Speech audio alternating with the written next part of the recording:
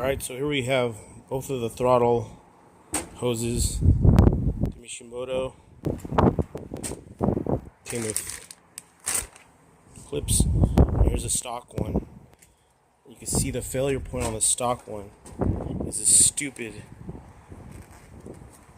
little rubber hose that they put on the end of these, which you could probably just replace this. But this seems like it's very good quality. And if you could get these replacements at the dealer, I would probably just do that. Or you could spend $75 and get this. We'll see how it goes on. I'll try to put it on right now real quick. Just a quick history. Earlier this week I did the firewall brace kit, which is great. Probably the biggest difference in the way the clutch feels is from that alone. It's maybe a Chinese knockoff, $20-30 on Amazon. I already did 3 of the bolts on the firewall. I had 2 of mine were broken, the ones in the back, and then the third one over here was breaking. The one over here, this side over here, was breaking. The other 3 were in good condition, but I had bought just some bolts with hollow centers from a local hardware store, and I didn't have time to do the other 3, but the welds were good, so I didn't think it needed changing. So that's done, that's done. I have a new clutch pedal assembly that just got here yesterday. I'm going to do that in a video in the future, but I'm going to go on vacation, so I won't be around for 3 weeks. Once I did the brace, the squeaking of the pedal changed a lot. Usually you get the full squeak, that now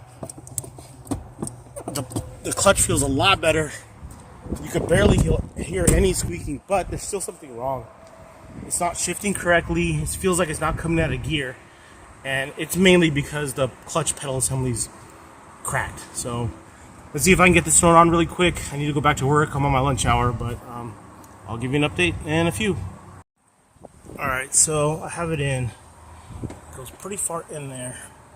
I've seen different orientations of where the lettering's supposed to be. The dimple is at the very bottom, so I'm going to try it like this. It seems to be where the intercooler will be completely parallel to the turbo. I kind of wanted to snug down the bolt, which you can see is right there.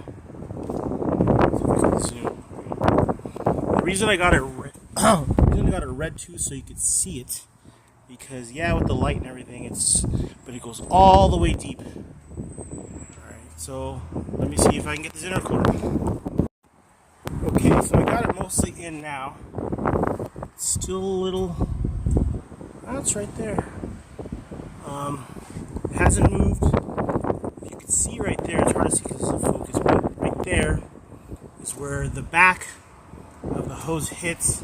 As you can see, the orientation of the lettering, I would say 90 degrees is where the A starts in the word warning. So that's straight up. That seems to fit the best. I don't have bolts. Well, I have bolts, but mine are bolts and nuts because the numbnuts who had this car before me, he stripped the studs on the turbo. So now I got to do it with a nut and bolt, which makes it extremely hard to put it on. But right now it's almost there. I'm just inches, so I'm going to do a little bit more jiggling, and it looks like it is 100% there. And the reason why I did this was because on the old one, mine had the little flange I told you guys about started to rip, and I thought I could just throw it back on there. See, look, mine's totally ripped now. I thought I could throw it back on there, and I drove around, and while trying to do a boost pull on the highway, this came loose. And if you know anything, if you have a vacuum leak before the throttle body, you won't be able to maintain idle. It'll be very rough, and or it'll just completely die. And as soon as I came off the off-ramp on the freeway, my car died. And I was probably 2 miles from my house, and luckily my brother was around to tow me, and he towed me home. But the engine is too hot to work on, so I couldn't just pop off the intercooler and redo this right down the side of the road, because again, this guy over here stripped the bolts, so now I have a bolt and a nut underneath, This was extremely hard to get to. So when I'm sitting here trying to, get my hands in, it was burning me because the turbo was scorching hot. One tip I was thinking about, if this ever happens to you and you're on the road and you can't touch anything, I hate to be that guy, but put some water on it. If I had just dunked some water on this, yeah, it's very bad to put water on a hot engine, but as a last resort, if you're stuck in the middle of nowhere and you need to get it worked on, if I would have dumped water all right here, probably would have been cool enough for me to work on. But all right, let me get this buttoned up. All right, so I got it all buttoned up. Install this. Always take this off when doing this. Don't be me and try to do it with this on. It's a freaking 2 bolts. Let it pop off. Finally got that tightened. It looks really good. It's like there's a teeny gap right there, but that's fine. It's past the lip where I have it clamped. There obviously is a bolt. So just in review, what I needed to change is a lot of extensions. Extensions are your friends. You're able to get in there where the hose clamp is and really get on it. An 8, a 10, and a 12 is all you need. Let's see if this thing starts.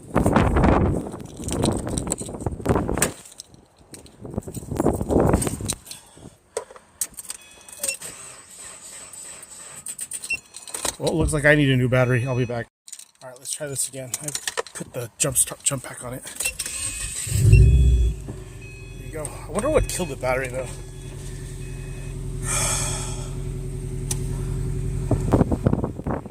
Anyways. So that's it for now. When I come back, I'll do the clutch assembly.